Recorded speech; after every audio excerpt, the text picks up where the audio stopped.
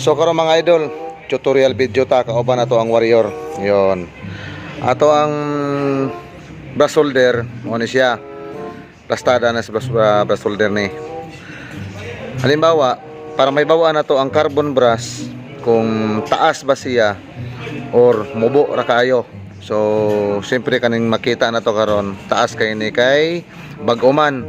Dito tadayon sa kung taas bagid siya kayo or dili siya pwede mataod, ana na siya. Oo, kining atong tudlo dapat ni siya diri, kini siyang lips mo dapat diri.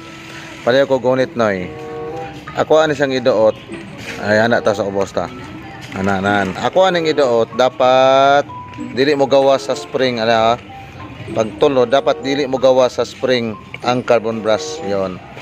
So ako ang kamot niabot diri sa lips sa kini nga brush holder, niabot sa diri.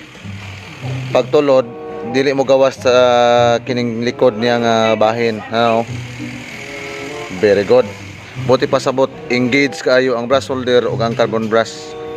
So mo nay technique kung haom bagyod ang carbon brush nato. Iyon, no.